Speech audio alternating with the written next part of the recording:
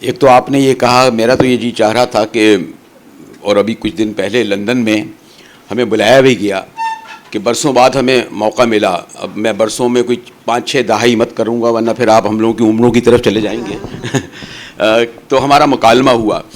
لیکن اب جب حارث اور آصف وہ اب بہت عزیز ہیں فہمیدہ سے، ان کی شخصیت سے، ان کی شاعری سے، ان دونوں کی موجودگی میں، یعنی وہ جو میں مکالمہ وہاں کیا تھا اس طرح تو نہیں ہو سکتا. اور میں چاہوں گا کیونکہ ان لوگوں کا، ہم لوگ تو تھوڑی سی آپ نے دیکھا ہوگا جالب صاحب کا معاملہ ہے، دیہاتی گفتگو کرتے ہیں، دیہاتی پروگرام وغیرہ کرتے ہیں.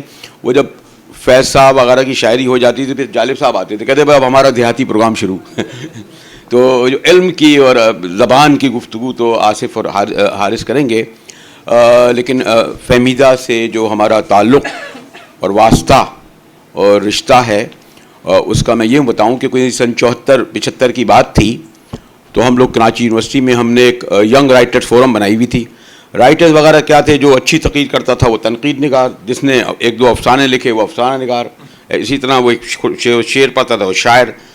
تو ہم نے کوئی مشاعرہ کرنا تھا، تو اس وقت شاید جالب صاحب جیل میں تھے، فیض صاحب باہر تھے، فراز صاحب. تو کسی نے کہا کہ بھائی وہ نجمہ ہماری ہوتی تھی کہ لندن سے ایک شاعرہ آئی ہوئی ہیں.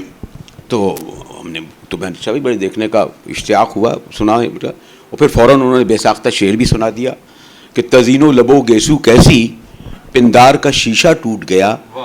تزین و لبو گیسو کیسی پندار کا شیشہ ٹوٹ گیا، تھی جس کے لیے سب آرائش اس نے تو ہمیں دیکھا ہی نہیں. ہم نے کہا پتہ نہیں کون بدبخت و کمبخت تھا جب انہیں دیکھا. اور پھر یوں پہلی بار پھر ہمارے استاد سید سبط حسن، ہم نے وہاں غالب لائبریری ہوتی تھی اور وہ محفل بنی، اور فہمیدہ ریاض کی جو 74 کی شاعری تھی اس میں کتاب پہلی آ چکی تھی پتھر کی زبان، اور بدن دریدہ کی شاعری شروع ہو چکی تھی. لیکن ہمارا ان سے جو تعلق ہوا وہ اس طرح کہ شاید وہ 74 اور 75 میں ہم نے کٹرک ہال میں ایک مشاعرہ کیا، اور ہم لوگ زیادہ زندہ آباد مرد آباد والے لوگ تھے. کٹرک ہال میں مشاعرہ ہوا، اسی دن ویتنام آزاد ہوا، اور وہ واقعہ اور سانحہ پنڈی میں ہو چکا تھا جس میں پیپلز پارٹی کے دور میں نیشنل عوامی پارٹی کے جلوس پر فائرنگ ہوئی تھی. اور اگر حارث اور آصف جو بات بھی کریں گے اور ان کی شاعری کے بیسمنٹ میں جائیں گے، میرا یہ خیال ہے کہ ایک بھرپور ایک لاؤڈ فہمیدہ کی آواز، جس میں اس میں لکھا تھا کہ 23 مارچ سن 74 کے شہیدوں کے لیے ایک نظم، اور وہ اس پر بڑا اچھا شیما نے ڈانس بھی کیا.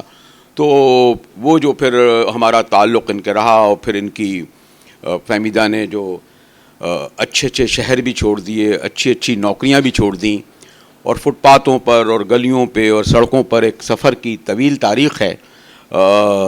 یہ بھی لہو لہان ہوئی اس پورے دور سے.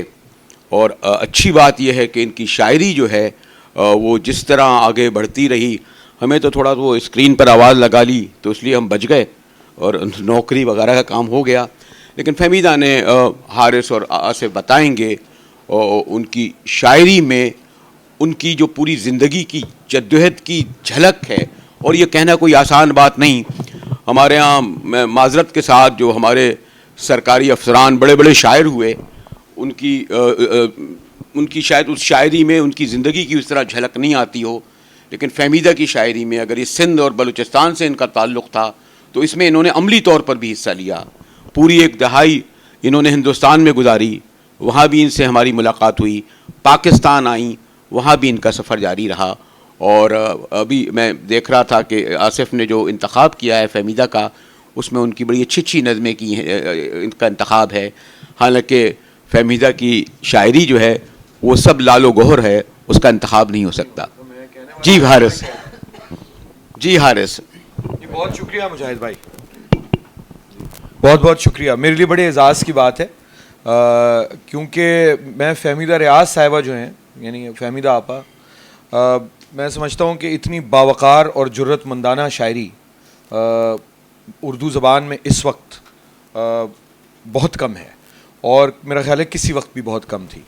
اور یہ جو ٹریڈیشن ہے پورا، جو روایت ہے ان کی، وہ ایک عجیب و غریب، اتنا اس میں جس کو کہتے ہیں کہ وہ انگریزی کا لفظ ہے نا ہمگیریت، اردو میں جیسے کہتے ہیں آل انکمپسنگ، اتنا ایکسپینس ہے، اتنا زیادہ ایکسپینس ہے کہ آپ حیران ہو جائیں. یعنی پتھر کی زبان سے بات شروع ہوگی, پھر بدن دریدہ, دھوپ, اور کیا تم پورا چاند نہ دیکھو گے, اور وہاں سے ہوتے ہوتے اور جو سب لال و گوہر ابھی جو مجموعہ جو فہمیدہ کا آیا ہے, اور اس کے بعد کی نظمیں بھی, چونکہ یہ جیسے میں نے عرض کیا کہ یہ ایک پریولیج ہے کہ فہمیدہ سے بالکل فریش فرام دی اوون کوئی ایک نظم, کوئی ایک مجھے سننے کا, جب یہ اسلام آباد تشریف لاتی ہیں تو ان سے کوئی تازہ, انہوں نے بہت سی چیزیں اور ان کی تحریریں, یہ بھی میرے لیے بڑے اعزاز کی بات ہے کہ انہوں نے جو میری ایک چھوٹی سی ایک غریب خانے میں ایک اسٹڈی ہے اس میں بیٹھ کے لکھی ہیں, منٹوں پہ ایک مضمون لکھا ہے مثال کے طور پہ, بہت سی چیزیں اور نظمیں. تو یہ اتنا ایکسپینس آپ کو بہت کم نظر آئے گا. اور یہ جو خانوں میں بانٹتے ہیں کہ یہ شاعرات اور خواتین, اور انہوں نے بڑا نسائی ادب میں بڑا کام کیا, میں سمجھتا ہوں یہ بالکل بحثیں پرانی ہو چکی ہیں, یہ بات بہت آگے بڑھ گئی ہے. اور اس وقت جو ہے اردو زبان کی یہاں کئی لوگ موجود ہیں ایسے جو اس بات کی تائید کریں گے. عطیہ داؤد موجود ہیں, فاطمہ حسن صاحبہ موجود ہیں, اور مرد شاعر جو یہاں مجھے نظر آ رہے ہیں, چوہی صاحب بیٹھے ہیں, چوہی اعتزاز احسن صاحب, مرد سیاسی بھائی, اگر عورت شاعر کہتے ہیں تو مرد شاعر بھی کہیں, ورنہ شاعر ہیں سب. تو ان میں فہمیدہ کا جو مقام ہے, اور اس وقت جو میرا خیال ہے کہ یہ ہماری جو اس وقت جو پوئٹری کا سین ہے, ادب کا جو شاعری کا منظرنامہ جو ہے, اس میں یہ سب سے اہم شاعرہ ہیں اردو زبان کی. میں بہت یہ ذمہ داری سے بات کہتا ہوں, چونکہ اس میں ایک پورا جو یعنی شمس تبریز کے دیوان شمس تبریز کا ترجمہ ایک طرف, اور ایک طرف جو آپ کو نظمیں سے ملیں گی بدن دریدہ کی انتہائی اوان گارڈ نظمیں اردو کے حوالے سے. تو یہ بڑی ایک میں سمجھتا ہوں فہمیدہ خود ہی بتا سکتی ہیں کہ یہ سفر, مجھے اس میں لوگوں کو کانٹرڈکشنز نظر آتے ہیں, مجھے اس میں ایک ارتقاء ہے جو نظر آتا ہے. اور یہ ساری چیزیں جو ایک جو جس کو کہتے ہیں نا انڈو گینجیٹک پلین پورا ساتھ لے کے چلنا, اس کی پوری روایت کو لے کے چلنا, یہ موجودہ شاعروں میں بہت آپ کو بات نظر نہیں. جی آصف, ایک میرا اعتراض ہے انتخاب کلام پہ شدید قسم کا, کیونکہ میری پسند کی دو انتہائی پسندیدہ دو نظمیں, ایک آدمی اور زندگی اور ایک زوجین اس میں شامل نہیں ہیں. تو میں اپنا احتجاج رجسٹر کرانا چاہتا ہوں. حالانکہ آصف صاحب کو مجھے اندازہ ہے کہ 64 صفحے کی ظاہر ہے ایک مختصر سی کتاب ہے, فہمیدہ کا سارا کلام انتخاب ہے, اور یہ بہت کم لوگوں کو اعزاز حاصل ہوتا ہے کہ اب ظاہر ہے آصف کی میں مجبوری سمجھ سکتا ہوں, کیونکہ ایک اشاعتی ادارہ OUP سے 64 صفحے کی اگر اجازت ملے, لیکن میں نے احتجاج رجسٹر کرا دیا. آپ کا احتجاج سراخوں پر. بات ساری یہ ہے کہ فہمیدہ کی شاعری میں سے انتخاب کرنا بہت مشکل ہے, خاص طور پہ آدمی اور زندگی بہت اچھی نظم ہے, مگر وہ طویل نظم ہے. میں صرف ایک طویل نظم اس میں شامل کرنا چاہتا تھا. خیر میں اس شاعری کے بارے میں یا انتخاب کے بارے میں ڈیفینڈ نہیں کرنا چاہتا, میں ایک آدھ بات اور کہنا چاہتا ہوں. پہلی بات تو یہ کہ جب فہمیدہ جیسی شاعری اور ان کا جیسا کام سامنے آئے تو مرد اور عورت کی تخصیص ختم ہو جاتی, کیونکہ فہمیدہ کے ہاں انسانی تجربہ اتنا بلند ہے, اتنا وسیع ہے, اور اتنی گہرائی کے ساتھ آیا ہے کہ وہ ہمیں ٹرانسفارم کرتا ہے. ایک تو یہ بات ہے. دوسری بات یہ کہ فہمیدہ کی شاعری میں بہت عرصے سے سن رہا ہوں. جب میں پہلی بار یہ انگلینڈ سے آئی تھیں اور انہوں نے پڑھا تھا, تو میں اس وقت سننے والوں میں ایک بچے کے حیثیت سے شریک تھا اپنے والد کے ساتھ, اور میں نے وہ نظمیں سنی تھیں. تب سے میں ان کی شاعری کے سحر میں مبتلا رہا ہوں. تو اس شاعری کو میں نے وقت کے ساتھ تبدیل ہوتے ہوئے, اس میں ایک گہرائی اور جس کو کہنا چاہیے گداز, وہ آتے ہوئے دیکھا ہے. ایک آدھ بات میں اور یہ بھی کہوں کہ فہمیدہ صرف یہی نہیں کہ بہت بڑی اور اس وقت کی بہت اہم شاعرہ یا ادیبہ ہے, بلکہ نثر اور نظم دونوں میں ان کو یکساں قدرت ہے. جتنے کمال کے افسانے انہوں نے لکھے ہیں, یا جتنے بڑے اور جتنے اہم ترجمے انہوں نے کیے ہیں, تو یہ ملٹی ڈائمینشنلٹی اور یہ کئی اسالیب پر جو ایک غیر معمولی قدرت انہیں حاصل ہے, اور کئی زبانوں پر, وہ شاید ایک عجیب و غریب بات ہے. تو ترجمہ, نثر, تجزیہ, وہ سب ان کی شاعری کو ایک طرح سے ٹرانسفارم کرتا ہے. جیسے بہت ہی خوبصورت نظم, ایک اور نظم جو مجھے بہت پسند ہے, جس میں فہمیدہ نے یہ اندازہ لگا کر کے خدا نہ خواستہ کبھی ان کا انتقال بھی ہو سکتا ہے, تو انہوں نے سب لوگوں کو منع کر دیا کہ میرے انتقال کے بعد مجھے یہ نہ کہنا کہ یہ عورت بہت دیندار تھی, یا یہ بہت اصل میں تو یہ بہت تصوف کی قائل تھیں اور دل سے یہ چاہتی تھیں, باقی سب جو ہے وہ ایک شام ہے. تو فہمیدہ نے اپنے آپ کو کسی ایلوژن کا نہ شکار ہونے دیا، نہ اپنے پڑھنے والوں کو یہ گنجائش دی. تو ان کی شاعری اس لحاظ سے بہت عمدہ بھی ہے، لیکن یہ ایسی شاعری نہیں ہے کہ لوگوں کا دل خوش کرے یا آپ یہ کہیں کہ کتنی اچھی اور کتنی دلکش شاعری ہے. یہ بہت تکلیف دہ شاعری ہے. یہ لکھنے والی کی طرح پڑھنے والوں سے بھی بہت زیادہ میچورٹی کا اور بلوغت کا مطالبہ کرتی ہے، اور یہ مطالبہ کوئی اور شاعر اس طرح نہیں کرتا. تو میں تو یہ چاہوں گا، کیونکہ فہمیدہ جس طرح پڑھتی ہیں کہ شاعر جس طرح ایک آرٹسٹ کی تو پینٹنگ ہی دیکھی جاتی ہے، اور شاعر کا جو اصل اس کے کلام میں فہمیدہ گفتگو کریں گی. مجھے چودھری عطا حسن یہاں بیٹھے ہیں تو مجھے 3 دہائی پہلے کی بات یاد آ رہی ہے. ہم نے ایک بڑا جشن منایا، اور ابھی یاد ایسی کوئی بات لگتی ہے تھوڑی سی پرانی. فہمیدہ اور چودھری صاحب بھی تھے، بڑا پولیٹیکل زمانہ تھا، اور اس وقت پھر فہمیدہ کی جو MRD کی شاید تحریک ختم ہو چکی تھی اور شاید ضیاء الحق جانے والے تھے. تو مجھے کہنے لگے کہ فہمیدہ کی شاعری میں ایک بجلی سی ہے، شخصیت میں بھی اور شاعری میں بھی.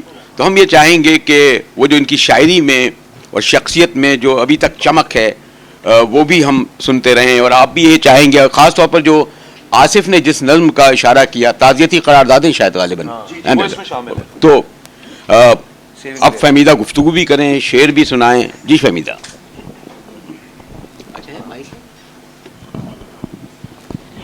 بھی دیکھو ہاں ٹھیک ہے. آ رہے ہیں بس.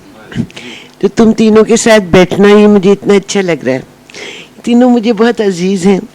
یہ میری شروع سے جب میں لندن سے آئی بہت عرصہ پہلے 70s کی بات ہے، تب سے یہ جیسے انہوں نے بتایا ینگ رائٹرز فورم، تب سے یہ ہمارے ایک ساتھی رہے ہیں، اور ہم نے اکٹھے بہت سا کام بھی کیا.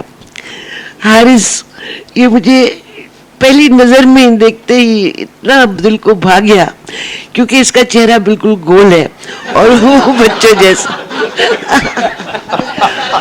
اور اس سے جو مجھے محبت ہے اس کی اصل وجہ یہی ہے کہ اس کا چہرہ گول، لیکن اور یہ ایک بچے کی طرح معصوم مجھے لگا، مگر بہت اچھا لکھتا ہے.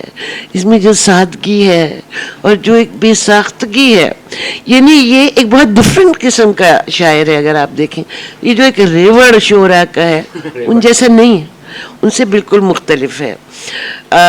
اور آصف فرخی یہ تو میرے ریسکیور ہیں ایک طریقے سے. پہلے یہ مجھ سے ڈرتے تھے، ابا اس لیے کہ میرا چہرہ گول نہیں ہے. مگر یہ بات نہیں.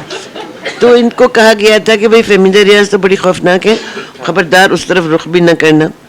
لیکن یہ ابھی تو یہ کہتے تھے کہ پتہ نہیں کیا کرے گی، اور فہمیدہ جو ہے کس قسم کی چیز. لوگ طرح طرح کی باتیں کرتے.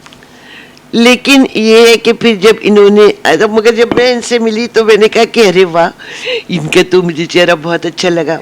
یہ اچھی سی بھویں اور ستوا ناک، چہرے پر ایک شرافت. میں نے کہا یہ تو اچھا ہے. وہ شرافت ہمارے میں نہیں دیکھی آپ نے. شاعر ہوں اور شاعر حسن پرست ہوتے ہیں، ہم بھی حسن پرست ہیں. تو اب لہٰذا یہ سب ان لوگوں کے چہرے مجھے اچھے، جو آدمی اچھا ہو تھوڑی دیر میں وہ خوبصورت خود بخود لگنے لگتا ہے. لیکن پھر انہوں نے اپنا جب نکالا اپنا میگزین، تو میں ایک ہی میں لکھتی ہوں. میں یہ بلیو کرتی ہوں کہ اللہ ایک، اور جو ہے وہ رسالہ بھی ایک، اور اسی میں لکھی آپ. تو کس قدر دیکھیے میرے اندر یہ جذبہ موجود ہے. تو انہوں نے جب میں اپنے پچھلے ایڈیٹر سے جھگڑا ہو گیا تھا میرا، اور میں بالکل تنہائی کے ایک اس میں پڑی ہوئی تھی. جب انہوں نے شروع کیا تو انہوں نے کہا آپ مجھے آپ لکھیں. تو میں نے کہا اچھا. تب سے میں ان کے رسالے میں لکھ رہی ہوں. اور کسی بھی لکھنے والے کے لیے جو سیریس لکھنے والے نا، جو شعرا جو مشاعروں کے چکروں میں رہتے ہیں، اور ان کو وہ ادب کو نہیں لیتے ہیں اتنی سنجیدگی سے جتنی کہ مجھ کو لینا پڑا. ٹھیک ہے. تو ان کے لیے ایک میگزین بہت ضروری ہوتا ہے، ایک جرنل. وہ لوگ جو ادبی جرنل نکالتے ہیں در حقیقت وہ ادیبوں سے بہت بڑھ کر ادب کی خدمت کر رہے ہوتے ہیں، اور ان کو جو ہے ایک اعلیٰ مقام وہ ملنا چاہیے. خیر اب تو یہ لٹریچر فیسٹیول بھی کرا رہے ہیں، مگر خود یہ جو ان کا کام تھا وہ ایسا تھا کہ بہت ہی زبردست، اور اب میں ان کے لیے لکھتی رہتی ہوں اور یہ خوش ہو کر چھاپ دیتے ہیں. یہ بڑی اچھی. اب سوچیے کہ کتنا فرق آیا ہے. یہ تو مجھ سے ڈرا کرتے تھے، ابا جی نے بھی منع کیا تھا کہ نہیں ملنا. یہ زیادہ اور اب یہ میری چیزیں جو ہے چھاپ دیتے. مزید جی. مجاہد تو بہت ہی پیارا مجھے شروع سے لگا. اس کے اندر ایک جذبہ اور ایک خلوص جو اس کے اندر مجھ کو نظر آیا، وہ ایک بڑی ہی نایاب چیز تھی. اور ہم لوگوں کے کتنا پرانا ساتھ ہے. سید سبطی حسن صاحب نکالا کرتے تھے اپنا، اس زمانے میں وہ ہم سب کے گرو تھے. تو انہوں نے، وہ ینگ رائٹرز فورم کے بھی پیٹرن تھے ہمارے یہاں پر. ہم لوگ مارکسسٹ لوگ جو تھے وہ ان کے، وہ اس کا ایک سینٹر تھے ان کے چاروں طرف. یہاں کا جو پروگریسو طبقہ کراچی والا تھا وہ ان کے ارد گرد گھومتا تھا. تو خاص بات یہ ہے کہ آپ نے ان دونوں پہ نہیں لکھی ہوں گی، چاہے کتنے ہی پیارے ہوں. مجھ پر ایک نظم بھی لکھی ہے. بالکل، میں نے اس پر نظم بھی لکھی. دلی میں جب ہم ملے، دلی میں جب یہ آیا تھا تو اس کے اوپر میں نے نظم. وہ تو مجھ سے، میں ایگزائل میں تھی، وہاں مجھ سے کوئی پاکستانی نہیں ملتا تھا. وہ ڈرتے تھے. پاکستانی لوگ کافی ڈرپوک ہیں. اب دیکھیے، لیکن یہ تو مجھ سے ملنے وہاں پر آیا، اور تو مجھے کو ایسا لگا تھا کہ دیکھو، اور مجھے دیکھ رہا تھا یہ، اس کی آنکھوں میں آنسو تھے، میں اس کو دیکھ رہی تھی. تو پھر میں نے جب یہ چلا گیا تو میں نے لکھا تھا، اے دوست پرانے پہچانے تم کتنی مدت بعد ملے. اے دوست پرانے پہچانے تم کتنی مدت بعد ملے، اور کتنی صدیوں بعد ملی یہ ایک نگاہ مہر و سخا جو اپنی سخا سے خود پرنم، جو اپنی سخا سے خود پرنم. اور بیٹھو تو ذرا بتلاؤ مجھے، کیا سچ ہے میرے تعاقب میں پھرتا ہے ہجوم سنگ زنا؟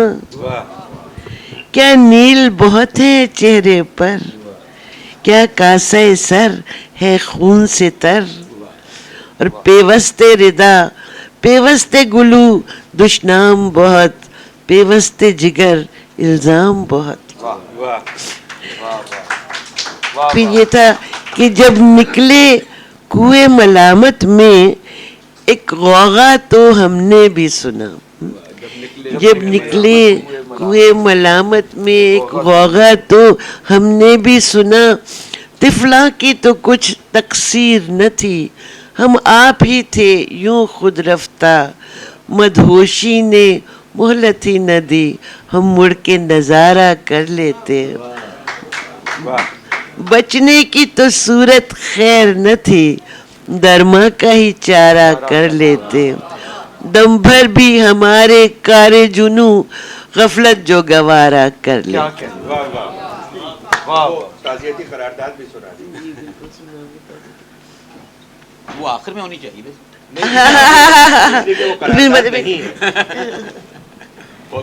یہ کتاب سچی بات ہے، جب میں نے دیکھی تو میں نے کہا یار کمال ہو گیا، پوری زندگی کا حاصل کیا. یعنی یہ کیا کر رہے ہیں آپ؟ مگر بعد میں پھر میں نے سوچا، مگر دیکھیے بعد میں ہم نے سوچا کہ یہی چھپ سکتی ہے، کیونکہ مجھ سے تو آتا نہیں ہے اپنی کتابیں چھپوانا. کوئی چھاپ دے تو چھاپ دے. تو اس نے کم از کم اتنا تو کیا نا کہ اس نے نکال کر یہ اور ایک انتخاب کیا، اور بہت اچھی. پھر میں نے دیکھا تو واقعی میں وہ اس میں بڑی ایک طرح کی ریپریزنٹیٹیو نظمیں ہیں جو کہ آصف فروخی نے اس میں لکھی ہیں، اور بڑا پیارا سا اس بہت سے شاعر ایسے ہیں جن کا اتنا انتخاب بھی نہیں کیا جا سکتا، نام لینے کی ضرورت نہیں ہے. زمانہ نہیں گزرا. میں ایک اور ضرور چاہوں گا کہ تعزیتی قراردادوں کے بعد، کیونکہ وقت ہو رہا ہے، فہمیدہ نے ایک نظم لکھی اور وہ دلی میں لکھی اور وہ غالباً مودی کے انڈیا میں لکھی تھی, تو اس پر ضرور اتنا انہیں وقت ملے کہ اس نظم کے بعد کہ تم بھی ہم جیسے نکلے بھائی وہ ضرور سنیں گے. اب آپ کو میں تعزیتی قراردادیں کی پس منظر بتاؤں. دیکھیے سپتے بھائی نے ایک کانفرنس کی تھی پروگریسو رائٹرز, اور وہ دلی آئے تھے, وہاں مجھ سے بھی ملے. وہاں پر کیا ہوا کہ ان کا انتقال ہو گیا. اب انتقال ان کا جو ہو گیا تو جو ان کے ساتھ آئے ہوئے تھے سو کالڈ پروگریسو رائٹرز, ان کو یہ ہوا کہ اب ان کی جو باڈی ہے اسے پاکستان کیسے لے جائیں. تو پاکستان اب پی آئی اے, اب دیکھیے کہ کیا حقائق زندگی.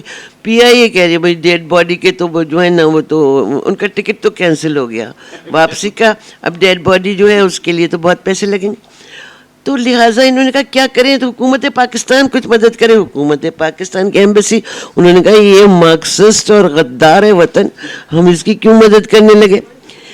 آپ یقین کریں کہ وہ لوگوں نے مل کر ایک میٹنگ کی اور اس کے اندر تقریریں کی کہ سپتے بھائی تو نظریہ پاکستان کے بہت حامی تھے اور وہ دراصل ایک اچھے مسلمان تھے. تو میں سن رہی تھی یہ سب, میں کہہ رہی تھی مائی گاڈ یہ کیا. پھر میں نے یہ لکھا, میں نے کہا ایک تو وہاں یہاں مجھے مرنا نہیں چاہیے ورنہ میری لاش کو لے جانے میں یہی سب کچھ کریں گے, پاکستان جا کے مروں تاکہ وہیں کی وہیں دفن ہو جاؤں. اس وجہ سے آپ پاکستان آئے. اسی وجہ سے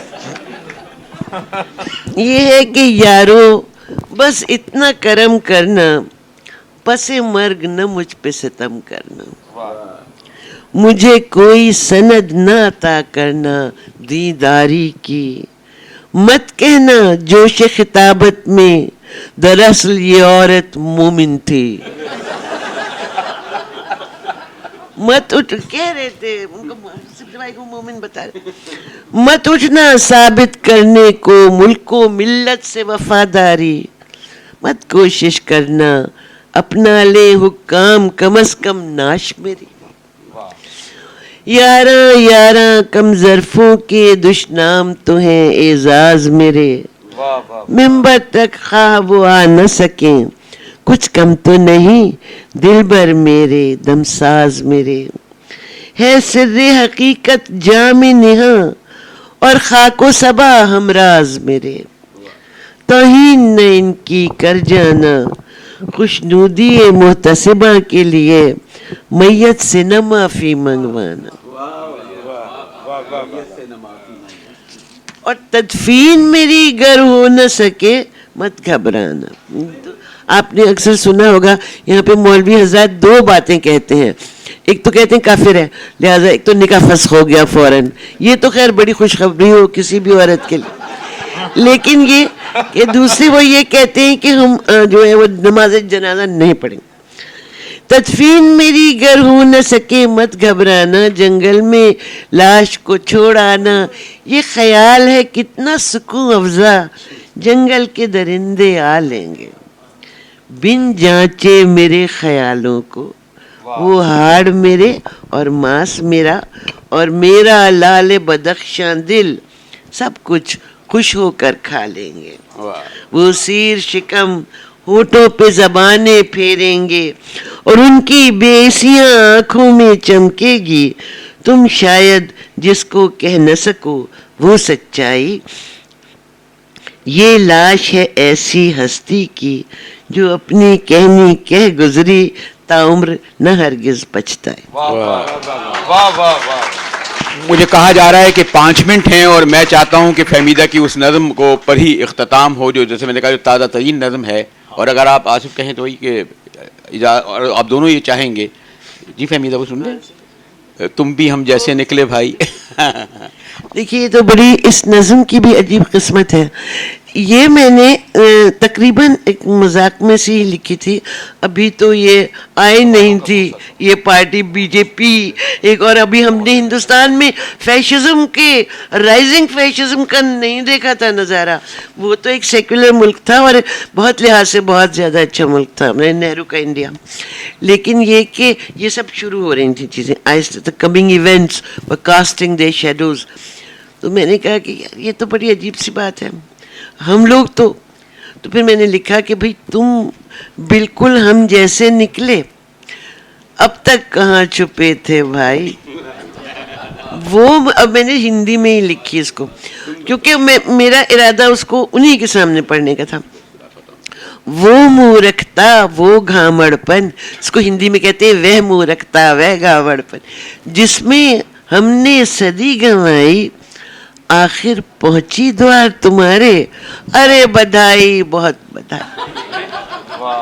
پریت دھرم کا ناچ رہا ہے, قائم ہندو راج کرو گے, سارے الٹے کاج کرو گے, اپنا چمن تاراج کرو گے, اور تم بھی بیٹھے کرو گے سوچا, پوری ہے ویسی تیاری, کون ہے ہندو کون نہیں ہے, تم بھی کرو گے فتوے جاری. اور ہوگا کٹھن یہاں بھی جینا, دانتوں آ جائے گا پسینہ, جیسی تیسی کٹا کرے گی, یہاں بھی سب کی سانس گھٹے گی. اور کل دکھ سے سوچا کرتی تھی, سوچ کے بہت ہنسی آ جائی, تم بالکل ہم جیسے نکلے, ہم دو قوم نہیں تھے بھائی.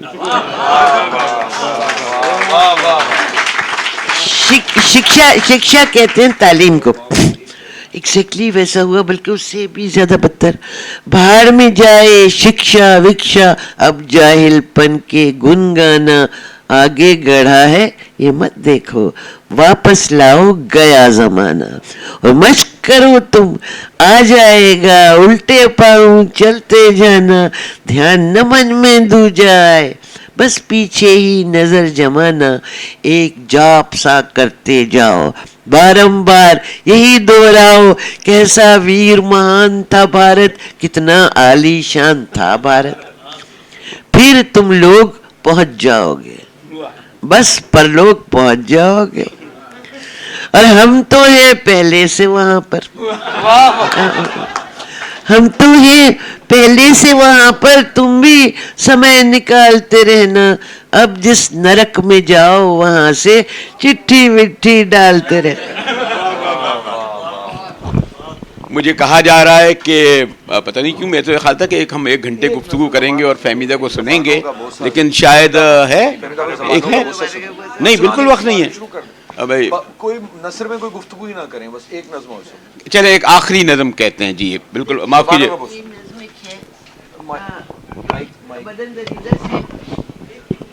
بدن دریدہ سے لی گئی یہ نظم ہے, اور سچ پوچھیے تو یہ بڑی اچھی نظم ہے, مجھے تو پسند ہے. مجھے بھی بہت پسند. اچھا ٹھیک ہے. اب یہ ہے, اس کا نام ہے زبانوں کا بوسہ. اس کے تھوڑا سا یہ ہے, دیکھیے میں نے ایک مضمون پڑھا تھا, اور یہ ایک ہمارے رابرٹ فراسٹ کا لنڈن میگزین میں, اس میں اس نے کہ بوسوں کے بارے میں طرح طرح کی وہ بتائی تھیں کہ کیسے بوسے ہوتے, کسز. تو اس میں اس نے کہا کس آف ٹنگز, اور اس کو اس نے لکھا تھا کہ کوئی ایک گریک وہ ہوتا ہے لکڑی کا تالا, تو اس کی طرح ہے. مجھے میں نے کہا یعنی یہ کہ تو بڑی افسوس کی بات ہے کہ یہ لکڑی کا ایک تو تالا اوپر سے لکڑی کا, یہ تو نہیں ہوتا. زبانوں کا بوسہ تو ایسا نہیں ہے. پھر ہم نے کہا ہم لکھتے ہیں, زبانوں کے رس میں ایک ایسی مہک ہے, یہ بوسہ کہ جس سے محبت کی صحبا کی اٹھتی ہے خوشبو, یہ بدمست خوشبو جو گہرا غنودہ نشہ لا رہی ہے. اب دیکھیے یہ کیسا نشہ ہے, میری ذہن کی ریزے ریزے میں ایک آنکھ سی کھل گئی ہے. اب دیکھیے کہ نشے کی صورت ہے اور ذہن چونکا ہوا, دیکھیں کتنی یعنی کس طرح کے جکسٹاپوزیشن.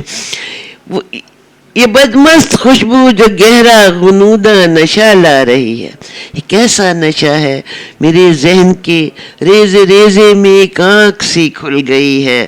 تم اپنی زباں میرے منہ میں رکھے, جیسے پاتال سے میری جان کھینچتے ہو.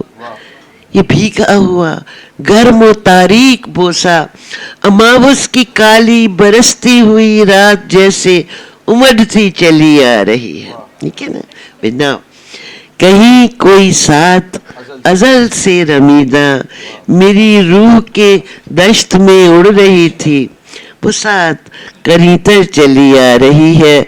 मुझे ऐसा लगता है तारीकियों के लरसते हुए पुल को मैं पार करती चली जा रही हूँ। ये पुल खत्म होने को है और अब इसके आगे कहीं रोशनी है। शुक्रिया फहमीदा और हारिस और आसिफ। और आप सब खुद महसूस करते होंगे कि फहमीदा के लिए इतने एक आधा घंटा उनकी शायरी के लिए गुफ्तगू तो छोड़िए, अगर ये घंटों भी सुनाती रहें। और हमने तो इनके साथ, इनके पहलू में, इनके बरसों सड़कों, गलियों, मोहल्लों, दफ्तरों, घरों में बैठ के इनकी शायरी और इनकी शख्सियत से फैज़याब हुए हैं। खुदा फहमीदा को और उनकी शायरी को इसी तरह सलामत और जवान रखे।